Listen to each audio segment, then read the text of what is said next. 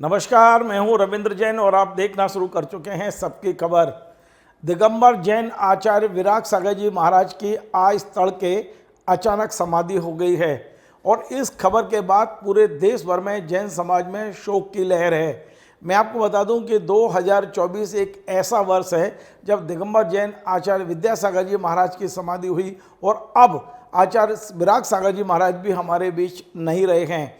ये दो आचार्य के जाने के बाद निश्चित तौर पे पूरे देश भर का जैन समाज अपने आप को ठगा सा महसूस कर रहा है, अपने आप को असहाय सा महसूस कर रहा है। यदि भी देखा जाए तो पिछले 11 साल में दिगंबर जैन समाज के सर्वोच्च 4 आचार्य हमने खोए हैं। मैं आपको बता दूं 14 जनवरी 2013 में दिल्ली के सकरपुर में आचार्य सन्मत सागर जी महाराज की समाधि हुई थी और उसके बाद में 15 नवंबर 2020 में दीपावली के दिन आचार्य ज्ञान सागर जी महाराज की अचानक समाधि हुई थी। उसके बाद में 18 फरवरी 2024 को संत शिरोमणि आचार्य गुरु श्री विद्यासागर जी महाराज ने देह त्याग दी थी। यद्यपि उनका स्वास्थ्य पहले से ही कुछ ऐसा था कि लग रहा था कि वे समाधि में चले गए हैं और उनकी संलेखना समाधि एक तरह से करीब 1 महीने चली और 1 महीने बाद उन्होंने प्राण त्यागे। लेकिन विराग सागर जी महाराज को तो 2 तारीख को दोपहर बाद कुछ महसूस हुआ कि उनको हार्ट में कुछ दिक्कत है और 2 तारीख को ही उन्होंने तमाम सारे अपने शिष्यों को से चर्चा भी की है और आचार्य विद्यासागर जी महाराज के शिष्य सुधा सागर जी महाराज से भी उन्होंने एक तरह से बात की है। वीडियो कॉन्फ्रेंस पे सुधा सागर जी महाराज ने उन्हें संबोधन भी दिया है। इस तरह की सूचना हमारे पास है और उनसे कहा था आप थोड़ा धीरज रखें, अभी बिहार को रोक दें और जब तक आपकी स्थिति ठीक ना हो बिहार ना करें। इससे जो महाराष्ट्र के जालना के पास वे लगातार विहार कर रहे थे, उन्हें आगे की ओर जाना था लेकिन वे एक छोटे से गांव में रुक गए थे और वहीं पर आज तड़के करीब 2:30 से 3 बजे के बीच में उन्होंने अंतिम सांस ली है। निश्चित तौर पे उन्होंने 350 से ज़्यादा दीक्षाएं दी हैं। आरिका, छुल्लक, एलक और मुनि एक विराट संघ उन्होंने तैयार किया था। आचार्य विश्व सागर जैसे हीरे उन्होंने इस समाज को दिए हैं। तो विराग सागर जी महाराज के जाने से पूरे दिगंबर जैन समाज में एक बहुत बड़ी शोक की लहर है और एक रिक्तता महसूस की जा रही है। ऐसा लगता है कि एक बहुत बड़ी हानि जैन समाज की हुई है।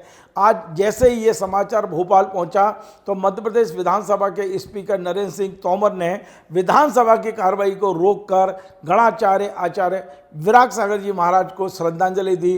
पूरे सदन ने खड़े होकर उनके सम्मान में 2 मिनट का मौन भी रखा है। तो निश्चित तौर पे आज जो हुआ है उससे जैन समाज में काफ़ी एक दुख का माहौल है, एक शोक का माहौल है। जितने भी दिगंबर जैन संत हैं अधिकांश स्थानों पे आचार्य विराग सागर जी महाराज को श्रद्धांजलि दी गई है।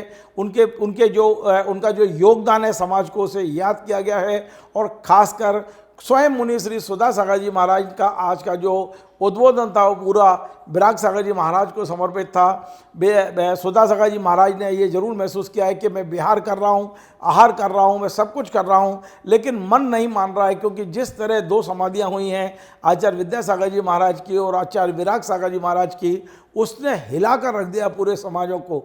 केवल समाज को हिला के नहीं रखा है बल्कि हमारे संतों को भी हिला के रख दिया है। ये अभी कोई उम्र नहीं थी विराग सागर जी की, ना ही उन्होंने ऐसे कोई संलेखना का व्रत लिया हुआ था। या तब भी जितने भी दिगंबर जैन साधु हैं वो तो जिस दिन दीक्षा लेते हैं उसी दिन उनकी संलेखना प्रारंभ हो जाती है कि हर क्षण वो संलेखना में रहते हैं। लेकिन विराग सागर जी महाराज का इस तरह अचानक जाना पूरे देश भर के जैन समाज को एक बहुत बड़ा झटका है। और जैसा मैंने बताया दिगंबर जैन समाज के 4 आचार्य हमने 11 वर्षों में खो दिए हैं। तो इससे अब एक नई तरह की माहौल महसूस किया जा रहा है समाज के अंदर कि आखिर इतनी कम उम्र में विराग सागर जी कैसे चले गए। बहुत सारे लोग इसी प्रकार हमने सन्मत सागर जी को खोया, इसी प्रकार से हमने आचार्य ज्ञान सागर जी महाराज को खोया है। तो ये एक ऐसे शख्सियत थे जिन्होंने जैन समाज के ध्वज को बहुत ऊपर तक पहुंचाया था। बड़े संघ बनाए थे, अच्छे संत हमको दिए थे, समाज को दिए थे। तो विराग सागर जी महाराज चूँकि रहने वाले वो पथरिया के थे, अब खबर ये आ रही है कि विराग सागर जी महाराज को शायद ये एहसास हो गया था कि उनके पास समय कम है। हमने देखा था कुछ साल पहले उन्होंने अपने संघ के 5-6 साधुओं को आचार्य पद देकर उन्हें शिक्षा दीक्षा के लिए अधिकृत किया था। वे लगातार अपने धर्म प्रभावना पूरे देश में घूम घूम के कर रहे थे। इसके अलावा उनका जो जन्म स्थान है दमोह जिले का पथरिया, वहाँ उन्होंने एक बहुत बड़े तीर्थ की रचना की थी जिसका नाम विरागोदय रखा गया था। उन्होंने अभी कुछ महीने पहले ही विरागोदय में पंचकल्याणक के नाम से अपने देश भर में फैले सारे शिष्यों को विरागोदय बुलाया था। वहाँ सबके साथ चर्चा की थी उन्होंने। एक तरह से ये उनका अंतिम संवाद था अपने शिष्यों के साथ। मैं आपको बता दूं कि कभी ज़्यादा महीने नहीं हुए, 6 या 7 महीने पहले ही विरागोदय में पूरा संघ एकत्रित हुआ था।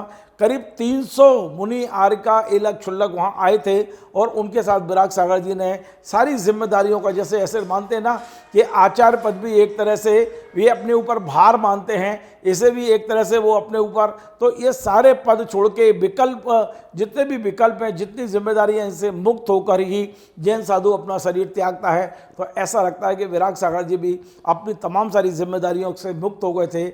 आचार्य पद भी संभवतः उन्होंने अंत में छोड़ दिया होगा, क्योंकि समाधि से पहले आचार्य पद विषय भी रिक्त हो जाते हैं और वे एक निर्विकल्प समाधि को धारण करते हैं। विराग सागर जी महाराज निश्चित तौर पे एक अच्छी गति गई होगी, अच्छी गति उन्हें मिली होगी, क्योंकि जिस तरह से उन्होंने साधना की पूरे जीवन भर, जिस तरह उन्होंने समाज की सेवा की है, जिस तरह समाज को दिशा और दशा दिखाई है उनने, जिस तरह समाज को बहुत अच्छे अच्छे संत दिए हैं, पूरा समाज उनका जीवन भर ऋणी रहेगा। मैं अपने चैनल की ओर से भी उनके चरणों में श्रद्धांजलि अर्पित करता हूँ, विनयान्जलि अर्पित करता हूँ। ईश्वर से कामना करता हूँ कि एक विराग सागर जी हमारे बीच से गए हैं, पर उन्होंने अपनी परछाई के रूप में जो सैकड़ों दीक्षाएं दी हैं, ये विराग सागर बनकर इस समाज में जैन धर्म के ध्वजा को हमेशा हमेशा ऊपर लहराते रहेंगे।